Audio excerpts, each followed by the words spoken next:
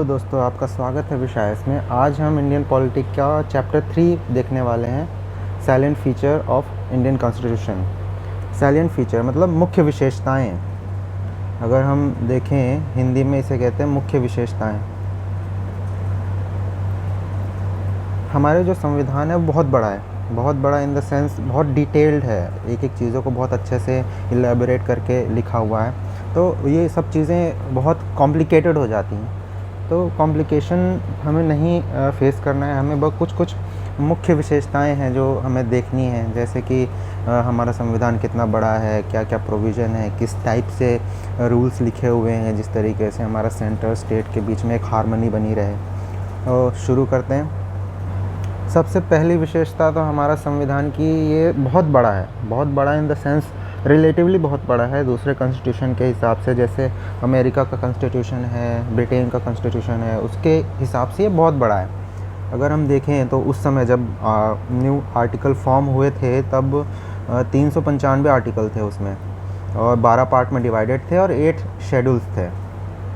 आज के समय अगर हम देखें तो नियर अबाउट 465 आर्टिकल्स हैं, जो 25 पार्ट्स में डिवाइडेड हैं, और 25 पार्ट्स हैं और 12 शेड्यूल्स हैं। आज के समय की बात की जाए तो ये भी बहुत बड़ा है। अगर हम देखा है तो अगर उस समय बहुत बड़ा था तो आज तो बहुत बड़ा है, बट ये जस्टिफाई भी कर सकते हैं हम, क्योंकि हमारी पॉपुलेशन बहुत ज़्यादा है। अगर हम कंट्रीज़ के हिसाब से बात करें, सेकंड नंबर पे हमारा पॉपुलेशन में रैंक आता है। तो पॉपुलेशन के हिसाब से, डाइवर्सिटी के हिसाब से डिफरेंट एथनिसिटीज़ के लोग रहते हैं यहाँ पे। अगर इस तरीके से देखा जाए तो ये बड़े कॉन्स्टिट्यूशन की डिमांड थी, और इलेबोरेट करके जो लिखा हुआ है वो भी बहुत ज़रूरी था, क्योंकि इस तरीके से इतने बड़े कंट्री को मैनेज करना इतना आसान नहीं होता है अगर हम दूसरे कंट्रीज़ के रिलेटिवली बात करें तो। अब दूसरी सबसे बड़ी विशेषता है कि ये बहुत अलग अलग कंट्रीज़ से लिया हुआ है। इस तरीके से देखा जाए कि 1950 के आसपास अगर देखें तो बहुत सारी कंट्री इवॉल्व कर चुकी थी। अगर कॉन्स्टिट्यूशन मेकिंग के बारे में सोचा जाए तो जैसे अमेरिका है, ब्रिटेन है, फ्रांस है, यूएसएसआर है, इन लोगों ने बहुत इलेबोरेट करके अपना कॉन्स्टिट्यूशन बना रखा था। हमें क्या करना था, कुछ नया तो हम बना नहीं सकते थे। तो वो जो हमारे कॉन्स्टिट्यूशन के जो ड्राफ्टिंग कमेटी के जो हेड थे, जो डॉक्टर बी.आर. अम्बेडकर हैं, उन्होंने ये कहा था कि हमें कॉन्स्टिट्यूशन में क्या नया बनाना है, जबकि कॉन्स्टिट्यूशन मेकिंग के 100 साल बीत चुके हैं। नियर अबाउट 1650 के आसपास की बात करी थी उन्होंने। अगर हम देखें कॉन्स्टिट्यूशन मेकिंग की शुरुआत तो 1200 ईस्वी के आसपास हो चुकी थी, जो फर्स्ट मैग्ना कार्टा ब्रिटेन में लाया गया था। उन्होंने एक रिटन कॉन्स्टिट्यूशन की शुरुआत कर दी थी। बट अगर हम देखें 1950 के आसपास हमारे पास बहुत सारे ऑप्शंस थे। हम अलग अलग कंट्रीज़ के कॉन्स्टिट्यूशन उठा के देख सकते थे, उनसे अच्छी चीज़ें ले सकते थे, बुरी चीज़ें हटा सकते थे, बस हमें यही करना था। बट क्रिटिक्स कहते हैं कि ये चुराया हुआ संविधान है, दूसरों से लिया हुआ है, उधार लिया हुआ है। इस तरीके से उन्होंने क्रिटिसाइज़ किया कॉन्स्टिट्यूशन को। बट अगर हम मोरली देखें तो ये सब चीज़ें सही हैं। हम क्या नया बना लेंगे कॉन्स्टिट्यूशन में, हम क्या नई चीज़ कर सकते हैं? तो इसीलिए उस समय के ड्राफ्टिंग कमेटी के जो हेड थे अम्बेडकर जी, उन्होंने अच्छी अच्छी चीज़ें ले ली और बुरी बुरी चीज़ें निकाल ली, क्योंकि इवॉल्व हो चुके थे अलग अलग कॉन्स्टिट्यूशन। तो कुछ नया करने की कोई ख़ास ज़रूरत थी नहीं। अब जो अगर हम तीसरा जो फीचर है वो देखें तो ये एक ब्लेंड है फ्लेक्सिबिलिटी और रिजिडिटी का। अगर हम देखें तो दो तरीके से हम संविधान को बदल सकते हैं, एक सिंपल मेजॉरिटी से और स्पेशल मेजॉरिटी से। सिंपल मेजॉरिटी में क्या है, 50% ऑफ वोट चाहिए होते हैं किसी भी कानून को बदलने के लिए। अब स्पेशल मेजॉरिटी ये होती है कि 2/3 ऑफ प्रेजेंट एंड वोटिंग। इस तरीके से हमें वोट चाहिए होते हैं किसी भी कॉन्स्टिट्यूशन अमेंडमेंट को पास करने के लिए। इस तरीके से दो तरीके से हम अपने संविधान को अमेंड कर सकते हैं। तो हमारा आर्टिकल है 368, इसमें कॉन्स्टिट्यूशन अमेंडमेंट के प्रोविजंस दिए हुए हैं। तो ये दो टाइप के जो अमेंडमेंट है, स्पेशल और सिंपल मेजॉरिटी से, ये वहाँ डिस्क्राइब किए हुए हैं। अगले फीचर की बात करें तो हमारा जो कॉन्स्टिट्यूशन है वो फेडरल सिस्टम को सपोर्ट करता है, बट उसमें यूनिटरी बायस्ड है। मतलब जो सेंटर है उसमें थोड़ी ज़्यादा पावर है। ऐसा क्यों? क्योंकि उस समय अगर हम आज़ादी के समय की बात करें तो बहुत सारी रियासतें थीं, बहुत सारे अलग अलग छोटे छोटे स्टेट्स थे और उनके अलग अलग राजा थे। तो उस समय वो एज ए यूनियन भारत में जॉइन होने के लिए राज़ी नहीं थे। अगर उन्हें बराबर की पावर दे दी गई होती, संविधान में उन्हें बराबर पावर दे दी गई होती, तो वो कई हद तक अलग हो जाते। तो अगर हम अपने कॉन्स्टिट्यूशन की बात करें, हमारा कॉन्स्टिट्यूशन फेडरल तो है ही, बट उसमें यूनिटरी बाइज्ड है। कैसे?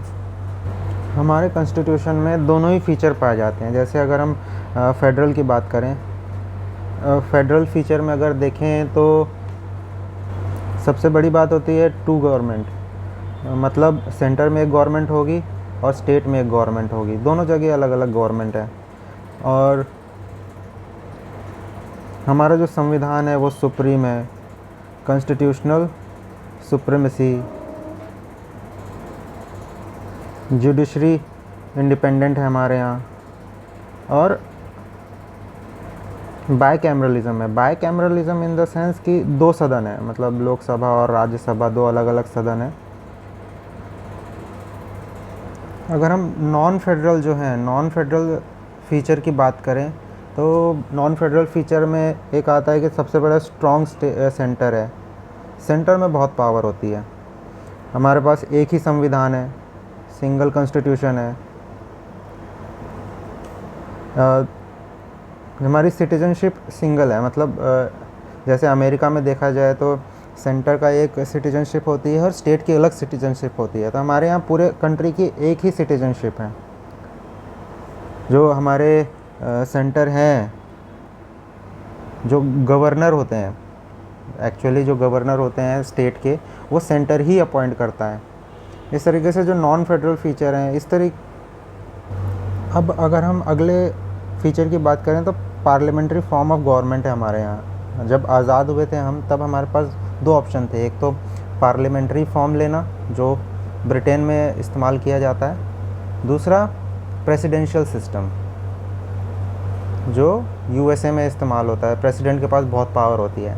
अब इन दोनों में से चूज़ करना था हमें कि कोई एक फॉर्म हमें यूज़ करना है। आज़ादी के समय हमारी डेमोग्राफी इतनी स्टेबल नहीं थी, पावर के लिए टसल हो रहा था, अलग अलग रियासतें अपनी अपनी ताकत के लिए लड़ रहे थे। तो इस समय जो हमारे कॉन्स्टिट्यूएंट असेंबली के जो महान नेता थे, उन्होंने पार्लियामेंट्री फॉर्म को चूज़ करना ज़्यादा सही समझा, क्योंकि प्रेसिडेंशियल सिस्टम में पावर डिवाइड हो जाता है और किसी एक बंदे के पास बहुत ज़्यादा पावर होती है। जैसे अमेरिका में आज देखते हैं प्रेसिडेंट के पास बहुत पावर होती है। तो ये हमारे लिए थोड़ा सा लोकतंत्र के लिए ख़तरा हो सकता था, इसीलिए उन्होंने ब्रिटिश पार्लियामेंट्री फॉर्म को चुना।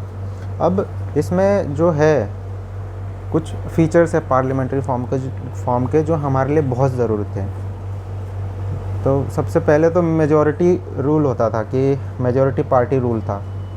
जो पार्टी मेजॉरिटी में होगी उसी का रूल होगा। कलेक्टिव रिस्पॉन्सिबिलिटी होगी एग्जीक्यूटिव और लेजिस्लेचर के बीच में। अब एग्जीक्यूटिव लेजिस्लेचर बोले तो लेजिस्लेचर जो कानून बनाता है और एग्जीक्यूटिव जो उसे अप्लाई करवाता है, दोनों के बीच में कलेक्टिव रिस्पॉन्सिबिलिटी होती है पार्लियामेंट्री फॉर्म में।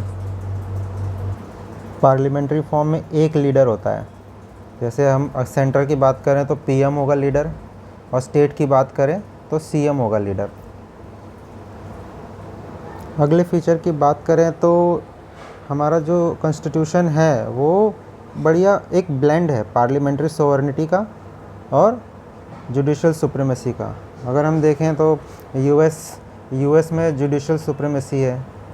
ये सुप्रीम कोर्ट किसी भी चीज़ को रद्द कर सकता है, और ब्रिटेन में पार्लियामेंट्री सोवरेनिटी है, पार्लियामेंट को बहुत पावर है। तो ये दोनों चीज़ें एकदम अलग अलग हैं। तो हमें दोनों का मिक्सचर चाहिए था कि भाई पार्लियामेंट भी ज़्यादा मनमानी ना कर सके और जुडिशरी भी ना कर सके। तो दोनों को बराबर पावर दे रखी है इंडियन कॉन्स्टिट्यूशन में। अगर इंडियन पार्लियामेंट कुछ ऐसे नियम बना देती है जो इंडियन सोसाइटी के लिए अच्छी नहीं है, तो सुप्रीम कोर्ट उसे रिजेक्ट कर सकता है। इस तरीके से जो ब्लेंड है प्रॉपर पार्लियामेंट्री सोवरेनिटी का और जुडिशल सुप्रीमेसी का, ये हमारे कॉन्स्टिट्यूशन में दिखाई देता है। अगला फीचर है integrated and independent judiciary. Integrated मतलब सुप्रीम कोर्ट जो सेंटर में काम करेगा। सुप्रीम कोर्ट के पास ज़्यादा पावर होगी, सबसे ज़्यादा पावर। फिर उसके नीचे देखें तो स्टेट जो हाई कोर्ट होते हैं, स्टेट के हाई कोर्ट्स हैं, वो अलग अलग होंगे, हर स्टेट के लिए अलग अलग। फिर इसके नीचे अगर देखा जाए तो डिस्ट्रिक्ट कोर्ट होंगे, कुछ ट्रिब्यूनल्स होते हैं। तो इस तरीके से अगर हम देखें तो अगर ऊपर की तरफ जाएं तो ये इंटीग्रेशन होगा, लोअर कोर्ट्स, फिर स्टेट हाई कोर्ट, फिर सुप्रीम कोर्ट, इस तरीके से इंटीग्रेशन हो रहा है। और इंडिपेंडेंट जुडिशरी, अगर हम नीचे की तरफ जाएंगे तो इंडिपेंडेंट जुडिशरी हो रही है, मतलब लोअर जो छोटे छोटे मामले हैं वो डिस्ट्रिक्ट कोर्ट में सॉल्व किए जाएंगे, उससे थोड़े बड़े मामले हैं वो हाई कोर्ट में सॉल्व किए जाएंगे। इस तरीके से हमारे संविधान में इंटीग्रेटेड और इंडिपेंडेंट जुडिशरी का सिस्टम दिया हुआ है। जो अगला और सबसे इम्पॉर्टेंट फीचर अगर देखा जाए इंडियन कॉन्स्टिट्यूशन का है वो फंडामेंटल राइट, जो कुछ इंडियन सिटीजन्स के लिए हैं, कुछ भारत में रहने वाले सारे लोगों के लिए हैं। इस तरीके से कुछ फंडामेंटल राइट दिए हुए हैं और इसका लीगल प्रोटेक्शन दिया हुआ है कॉन्स्टिट्यूशन में। अगर हम देखें तो राइट टू इक्वालिटी आर्टिकल 14 से 18 के बीच में है, राइट टू फ्रीडम 19 से 22, एक्सप्लॉयटेशन 23 से 24, फ्रीडम ऑफ रिलीजन 25 से 28, cultural and education right 29 to 30, right of constitutional remedies 32। ये एक्चुअली अपने आप में बहुत बड़ा चैप्टर है। अगर इसको ये सबसे इतना इम्पॉर्टेंट पार्ट है कॉन्स्टिट्यूशन का, इसे सारे जो भारत में रहने वाले नागरिक हैं उन्हें पता होना चाहिए, क्योंकि ये उनके राइट्स हैं। तो इसको हम अलग से देखेंगे, बहुत डिटेल में पढ़ने वाला टॉपिक है। और अगला अगर हम देखें जो फीचर है वो है DPSP, डायरेक्टिव प्रिंसिपल। ये ओरिजिनली कॉन्स्टिट्यूशन में नहीं दिया हुआ था, एक्चुअली ये शुरू से ही कॉन्स्टिट्यूशन में था, बट ये नया था, मतलब न्यू फीचर था। हमने किसी भी दूसरे कंट्री से, किसी दूसरे कॉन्स्टिट्यूशन से इसे उधार नहीं लिया था, ये हमारे संविधान की ओरिजिनल देन थी। DPSP क्या होती है एक्चुअली, जो अथॉरिटीज़ होती हैं जैसे स्टेट सेंट्रल गवर्नमेंट है, जो लोकल बॉडीज़ हैं, जो गवर्नमेंट बॉडीज़ हैं, उनके लिए एक डायरेक्टिव प्रिंसिपल दे रखे हैं कि तुम्हें ये फॉलो करना है। इसका कोई लीगल रेमेडीज़, मतलब ये नॉन जुडिशियल है, मतलब इनका कोई लीगल प्रोटेक्शन नहीं है। अगर ये नहीं किया तो इनके ऊपर कोई कार्रवाई नहीं होगी। फिर भी एक तरीके से एक लीगल, एक मोरल ऑब्लिगेशन है स्टेट के ऊपर कि आपको ये काम तो एटलीस्ट करने ही करने हैं। जिस तरीके से जो अथॉरिटीज़ हैं उनके लिए कुछ DPSPs दिए हैं, डायरेक्टिव प्रिंसिपल, उसी तरीके से जनता के लिए भी कुछ फंडामेंटल ड्यूटीज़ कॉन्स्टिट्यूशन में लिखे हुए हैं। ये बहुत डिटेल में नहीं देखेंगे हम, क्योंकि इतना ज़्यादा इम्पोर्टेंट नहीं है। फंडामेंटल ड्यूटीज़ जैसे फ्लैग की रिस्पेक्ट करना, हमारे नेशनल इंटीग्रिटी को बचाए रखना, भाई बंधुता रखना, इस तरीके से बहुत सारे फंडामेंटल ड्यूटीज़ हैं। इनका भी कोई लीगल पर्सपेक्टिव नहीं है कोई, ये नॉन जुडिशियल है, मतलब इनके नॉन जुडिशियल, कोई कानूनी कार्रवाई नहीं होगी, फॉलो नहीं करोगे तो। बट एक मोरल ऑब्लिगेशन है टू पीपल ऑफ इंडिया की भाई कम से कम भाईचारा रखिए, अपने national integrity, national flag, national song, इनको सम्मान दीजिए, इस तरीके से है। अगला फीचर है कि हमारा जो राज्य है जो वो सेकुलर होगा। सेकुलर मतलब धर्मनिरपेक्ष। धर्मनिरपेक्ष, हम किसी भी धर्म को दूसरे धर्म से बड़ा नहीं मानेंगे, किसी धर्म की बुराई नहीं करेंगे। इस तरीके से एक सेकुलर स्टेट होगा। हम जैसे पाकिस्तान को देखें तो वो इस्लामिक स्टेट है, उसे एक धर्म विशेष के लोग या धर्म विशेष की सरकार ही चलाएगी। उनका जो धर्म है, नेशनल धर्म जो इस्लाम है, उसे फॉलो करते हैं। पर हमारे जो भारत है उसका कोई नेशनल रिलीजन नहीं है, हम एक सेकुलर स्टेट है। सेकुलर जो है ये शब्द 42nd अमेंडमेंट में प्रियम्बल में ऐड किया गया था। नेक्स्ट फीचर है यूनिवर्सल अडल्ट फ्रेंचाइज, मतलब 18 साल से ऊपर के जितने भी अडल्ट्स हैं, मेल फीमेल्स हैं, वो सारे जो वोट देने का अधिकार रखते हैं। मतलब किसी भी कास्ट के हों, किसी भी जेंडर के हों, किसी भी रिलीजन के हों, बस वो 18 साल से ऊपर होने चाहिए, वो वोट दे सकते हैं, अपनी सरकार चुन सकते हैं। इस तरीके से यूनिवर्सल अडल्ट फ्रेंचाइज का एक फ़ीचर है हमारे कॉन्स्टिट्यूशन में। ये एक्चुअली 1989 में अमेंड किया गया था। इससे पहले 21 ईयर्स ऑफ एज के बंदे ही वोट कर सकते थे। अब अगला फीचर है सिंगल सिटीजनशिप। जैसे यूएसए में देखा जाए, यूएसए में 2 सिटीजनशिप होती है, एक सेंटर की मतलब पूरे यूएसए की और दूसरा स्टेट की। जैसे कैलिफोर्निया में एक बंदा रह रहा है तो उसको 2 सिटीजनशिप चाहिए होंगी। इस तरीके से ड्यूअल सिटीजनशिप काम करती है। बट इंडिया में सिर्फ एक सिटीजनशिप है, भारत के नागरिक। जैसे भारत के नागरिक एक ही सिटीजनशिप पे काम करते हैं। अगला फीचर है इंडिपेंडेंट बॉडीज़। जैसे कि हमारा देश बहुत बड़ा है, बहुत कॉम्प्लिकेटेड सिस्टम हो जाता है, तो इस तरीके से कॉम्प्लिकेटेड सिस्टम को चलाने के लिए कुछ अथॉरिटीज़ होती हैं। जैसा कि हमने देखा यूनिटरी बाइज्ड है, तो सेंटर के पास थोड़ी ज़्यादा पावर है एज़ कम्पेयर टू स्टेट, तो वो इस पावर का ज़्यादा फ़ायदा ना उठा सके, इसलिए कुछ इंडिपेंडेंट बॉडीज़ हमारे कॉन्स्टिट्यूशन में बनाई गई हैं। जैसे कि इलेक्शन कमीशन हो गया। इलेक्शन कमीशन क्या करता है, फेयर इलेक्शन कंडक्ट करवाता है। इलेक्शन बहुत मतलब क्रिटिकल पार्ट होता है। जैसे कि अगर यहाँ पे धांधली हुई तो कोई सेंटर में जो पावर में है वो धांधली करके अपनी सरकार बनवा देगी, तो एक सर्कल चलता रहेगा। इसलिए इलेक्शन कमीशन को बनाया है ताकि फेयर इलेक्शन हो और हमारी जो लोकतंत्र है वो बचा रहे। अब दूसरा है यूपीएससी, जो सेंटर के ऑफिसर्स होते हैं, जो बहुत हाई रैंक के ऑफिसर्स होते हैं जिनके पास बहुत ज़्यादा पावर होती है, उसको सिलेक्ट करने के लिए, उनको रिक्रूट करने के लिए UPSC, union public service commission बना हुआ है। तो इस तरीके से जो रिक्रूटमेंट है वो भी एक कॉन्स्टिट्यूशनल बॉडीज़ के थ्रू किया जाता है ताकि यहाँ पे भी कोई धांधली ना हो सके। जिस तरीके से सेंटर में यूपीएससी है उसी तरीके से स्टेट में पीसीएस है।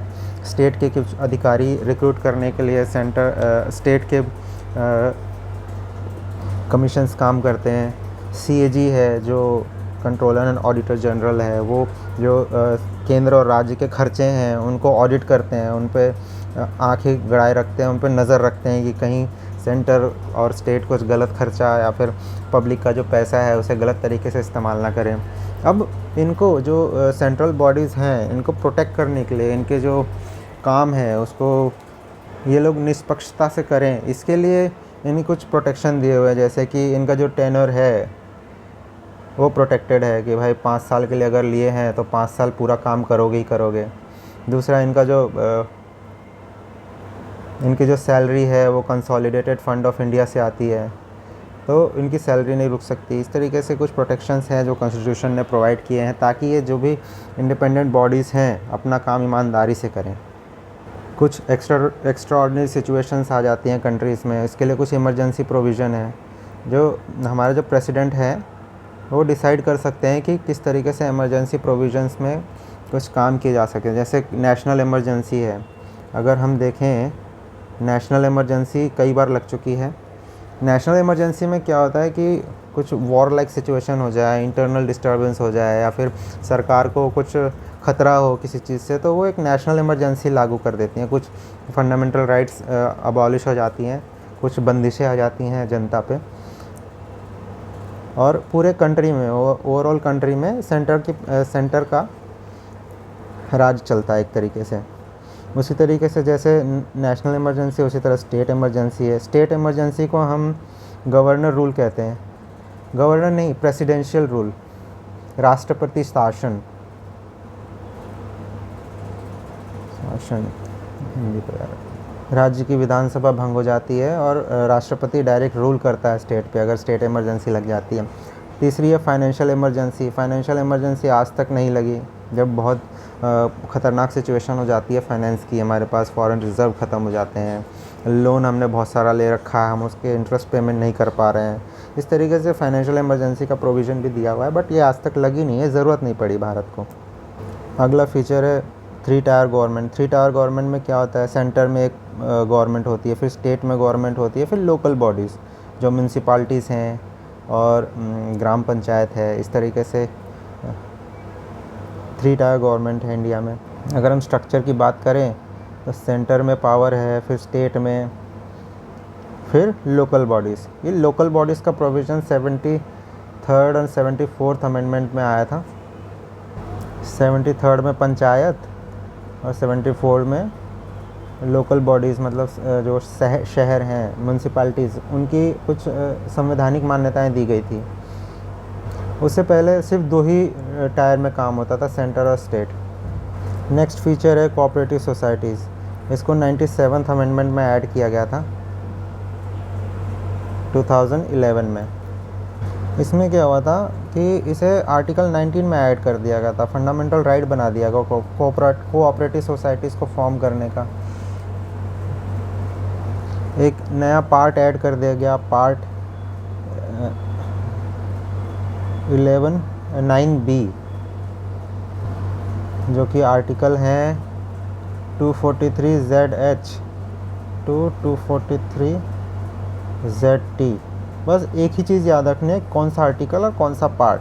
9B 243, ये भी इतना डिटेल में याद करने की ज़रूरत नहीं है। कोऑपरेटिव सोसाइटी फीचर्स हैं, ये तो सारे हो गए फीचर्स। अब कुछ क्रिटिसिज्म उस समय हुआ था कॉन्स्टिट्यूशन का, जैसे कि ये उधार लिया हुआ संविधान है। अब भाई उधार लिया संविधान है तो है, क्या करेंगे भाई, कुछ नया तो था ही नहीं उस समय। कॉन्स्टिट्यूशन जो हमारी सोशली पूरी दुनिया इवॉल्व हो चुकी थी उस समय। बहुत बड़े बड़े जो सिविलाइज्ड कंट्रीज़ थी उन्होंने कॉन्स्टिट्यूशन बना रखा था, तो हमें करना ही क्या था, अच्छी अच्छी चीज़ें लेना है, बुरी बुरी चीज़ें हटा देना है। तो बोरोड कॉन्स्टिट्यूशन है, चलो कोई बात नहीं, पर अच्छा तो है। 1935 में जो प्रोविजंस थे सारे ऐसे कैसे उठा लिए गए, तो भाई बुराई क्या है इसमें, वो अच्छा था तो उठा लिए, अच्छी चीज़ें लेने में क्या है, बुरी चीज़ें हटा दी, अच्छी चीज़ें रख ली।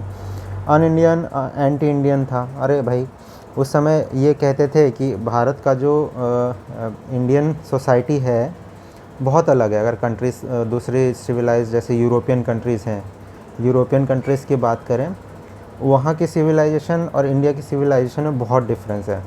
तो इस तरीके से जो यूरोपियन कॉन्स्टिट्यूशन है वो भारत में कैसे लागू करोगे, ये उनका ये तथ्य था, उनका ये कारण था कि ये अन इंडियन है, एंटी इंडियन कॉन्स्टिट्यूशन है।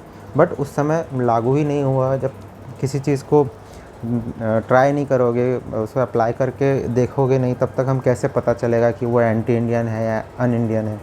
तो उस समय जो उधार लिया हुआ संविधान है उसके बेसिस पे लोगों ने कहा कि ये भारत का संविधान है ही नहीं, एंटी इंडियन संविधान है। अन गांधीयन कॉन्स्टिट्यूशन मतलब गांधी जी के ये विचार थे कि ग्राम लेवल पे, मतलब जो इकोनॉमी थी वो गांव के लेवल पे रन की जाए। सत्ता चलाने के दो तरीके इस्तेमाल किए जाएँ, जैसे विलेज पंचायत हो गए या डिस्ट्रिक्ट पंचायत हो गए, इस तरीके से चलाई जाए। बट गांधी जी की इस विचारधारा को बिल्कुल अलग रखते हुए जो 3 टायर फॉर्म है या पार्लियामेंट्री सिस्टम है उसको अडॉप्ट किया गया। तो ये अन गांधीयन कॉन्स्टिट्यूशन, इस तरीके से लोगों ने बोला। एलिफेंटाइन साइज़ है, बहुत बड़ा है। अरे भाई हमारा देश भी तो बहुत बड़ा है, तो ये भी कोई बहुत बड़ी बात नहीं है। पैराडाइज ऑफ लॉयर्स, उस समय जो हमारी कॉन्स्टिट्यूएंट असेंबली है उस समय वहाँ के जो सदस्य थे बहुत सारे लॉयर्स थे, मतलब वकील थे, बैरिस्टर्स थे। तो उस समय जो वकील है उन्होंने ही हमारा संविधान बनाया, इस तरीके से लोग कहते थे। इस तरीके से हमारा चैप्टर ख़त्म होता है। अगले चैप्टर में मिलेंगे हम प्रीएम्बल ऑफ कॉन्स्टिट्यूशन पे। जय हिंद, धन्यवाद आपका।